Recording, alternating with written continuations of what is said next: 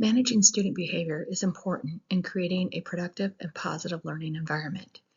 If you have a space with limited disruptions, a place that fosters engagement, and an environment that promotes academic success, you will be able to support your students' educational, social, and emotional development. Effective behavior management will minimize stress for you as a teacher, and it will allow your students to focus on your teaching. Talkative students. The National Center for Education Statistics has pointed out the severity of classroom disruptions. They have identified them as common and serious issues. Disruptive behavior can negatively impact student learning and safety by creating distractions in an unsafe environment. In order for you as an educator to counteract these problems, you can use proactive and positive classroom management strategies, set clear expectations, and consistently enforce them. The report suggests that teachers can reduce disruptive behavior by setting clear expectations, positively reinforcing good behavior, and maintaining consistent routines, thereby fostering a positive classroom environment. Handling noise in the classroom with talkative or noisy students. You'll need to set the tone early. It's crucial to ensure that students know how to act when entering the classroom, even after a break or lunchtime. Establishing clear expectations for classroom behavior and outlining the lesson plan can help students stay calm and focused during lessons. Address the students individually and not as a group. To effectively manage a noisy classroom, it's best to focus on an individual student rather than addressing the entire group. This approach eliminates the power in numbers effect that may encourage students to continue disruptive behavior. By personally identifying the noisiest students and emphasizing consequences for their behavior, they are more likely to respond and quiet down. You need to only say things once. Effective behavior management and student conduct in the classroom require encouraging attentive listening to instructions the first time they are given. Repeating instructions can lead to lazy listening habits and prevent students from taking responsibility for their own learning. By establishing a clear standard early on and informing your students that instructions will not be repeated, they will understand that attentiveness is their responsibility. You'll want to make activities more engaging. Effective classroom management is essential to maintain a suitable sound level and minimize classroom disruptions caused by students talking to each other. Instead, try to engage students from the start by using a variety of instructional strategies like games, quizzes, and exercises that encourage creativity, brainstorming, and problem solving. You'll want to encourage active listening. Teaching listening skills to students is crucial for effective classroom management. Practicing listening through games such as Simon Says or popcorn storytelling for the younger children can improve students' ability to manage classroom noise and filter out background noise. You'll also want to listen more yourself. Modeling good listening behavior is essential to promoting effective communication and building teacher-student relationships in the classroom. One effective technique is call and response, where students repeat and respond to what the teacher says. Positive body language and taking the time to get to know students on a personal level can also support and demonstrate good listening skills. Quiet students. They can present even more of a challenge online than in a traditional classroom. You may encounter a quiet student in your classroom. They may be quiet for different reasons, and this could be related to personal traits, learned behaviors, or situational factors. You may interpret their silence as a lack of engagement, but quiet students are often very engaged in the learning process. They may need space to express their interests that are different than your other students. Some students may be reluctant to speak because of their cultural reasons. Garcia and Guerra in 2006 defined culture as the shared values, beliefs, perceptions, ideals, and assumptions that guide specific behaviors of a group, adding that both families and educational institutions engage in the process of cultural transmission through socialization. Family and group cultures that value reserved or quiet behaviors can be at odds with the socialization practices of your classroom. Another reason a student may be quiet in your classroom is they may not feel a sense of belonging. If a student has a sense of belonging, they feel accepted, supported, and valued within your classroom. Research has shown that students from underrepresented groups such as immigrants, students who are racial or ethnic minorities, or those that may come from a lower class background often feel isolated or alienated in the college environment.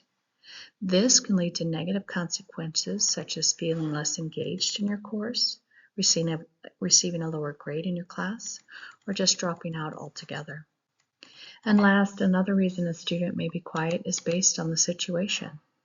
These quiet students may or may not exhibit fixed traits or cultural behaviors associated with those that are reserved. These students may be feeling social anxiety, especially after COVID, or fears of social evaluation. As many as 20% of all students may demonstrate communication apprehension. And according to Richmond, Wrench, and McCroskey in 2013, this is called the fear or anxiety associated with either real or anticipated communication with another person or persons. What are some of the differences between talkative and quiet students in a classroom?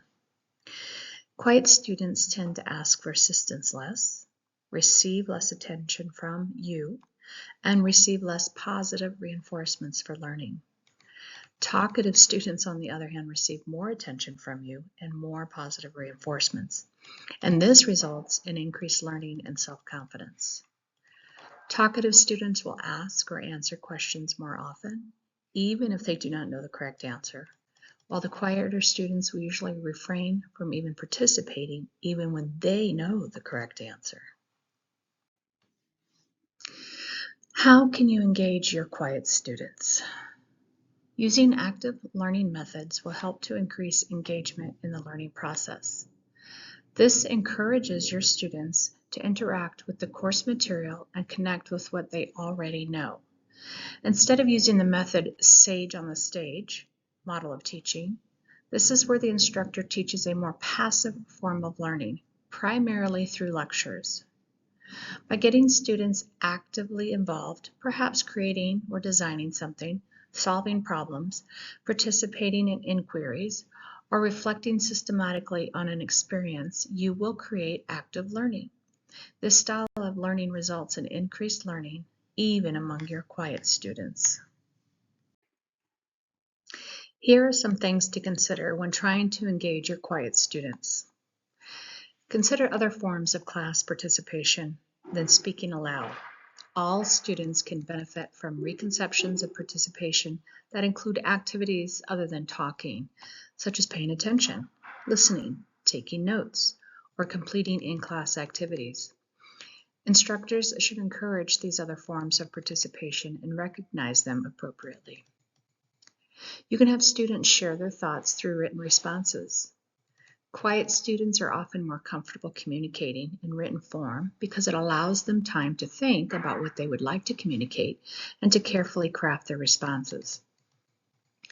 Instructors can use written responses as an alternative to oral communication, balance oral with written responses, and use written responses as the basis for class discussions. Using writing before speaking can also help students who may be struggling to communicate in an academic voice. Written papers are excellent tools for having all students demonstrate their understanding of course content, the ultimate form of class participation. You can also use technology to encourage and redefine what it means to participate in classes. Quiet students may find it easier to participate through the use of anonymous technology applications, like polling, quizzing, and survey applications. These provide an excellent means of gauging the class participation of all your students. And they allow students to comfortably participate without feeling that they are the subject of unwanted attention. Many of these technologies provide an excellent way to create interactivity within the class and to reinforce your course material. In addition, discussion boards and course management systems can be used to extend the conversation for in-person classes. And discussion boards can also give students more time to think about the responses before sharing them with others. 5 strategies for managing behavior in a virtual classroom. Prioritize engagement. Build in opportunities to get to know your students into the class, such as contacting them individually at the start of the class. Consider students' interests and experiences when designing learning activities and tools, videos, reading, educational games. If possible, host a few community building video calls or game times. Create a consistent routine. Set a routine of when you will post the daily, weekly activities, due dates for assignments, and class times, and keep it consistent. Specifically encourage students to organize their materials. Make the order in which work should be completed visible on the course website. Explain norms and expectations for commenting on others' work, asking questions, and communicating with you. Communicate clearly. Find a way to communicate with students that is accessible for them, such as email, website, online classroom, etc. Find a way to pull all of the important information together into one easily accessed location, such as Google Classroom or Moodle. Communicate with them on a regular basis and let them know how they contact you with questions. Build community. Emphasize community building when the class starts by having students make a slideshow with pictures to introduce themselves or pairing students up for projects. If you have a large class, making smaller groups of students will help them feel more confident and connected. Minimize distractions. Although minimizing distractions is largely up to the student in asynchronous learning, teachers and tutors can model doing so. You could post a list of actions you take to minimize distractions or have a discussion about it with students. Okay, so let's go over some scenarios and potential responses to some challenging behavior that you may encounter in your virtual classroom. So say a student keeps talking when their mic should be muted. What are some things that you can say? Everyone, please make sure your mic is off. I hear you, Sam, and we will discuss that at the end of class. Remember that we keep our mics off while the teacher is talking, and I appreciate that you're here. Another one is a student walks away from the camera during class. Recognize that students may have just gone to use the bathroom to get their parent. Hold up an object to the camera. If you can see me, tell me what shape I am holding. Come back to the call and let me know when you are ready to work. Stop talking. If the student is listening, they will notice. Another scenario is a student has both camera and the mic off, making it hard to tell if they are listening. You can say drop an emoji in the chat if you can hear me. I'm not sure if you can hear me. Please say yes or type in the chat that you are still here. Rely on the chat box. The student may engage more by writing instead of speaking. Another scenario, a student interrupts with an off-topic question or comment. You can say, thank you for sharing that. Please save that thought for the end of class. Or let's stay focused. I need you to whatever. You can ask a question. What should you be doing right now? Not stop doing that. And another one, a student sends inappropriate messages or comments. You can tell them to let's keep this school appropriate in the comments section. Or you can ask them is that a comment kind or necessary? Or we don't say things like that in our classroom. Just remember that quiet students are often misunderstood. You may believe they are being unengaged, but in reality, they may engage in different ways that are consistent with their quiet personalities.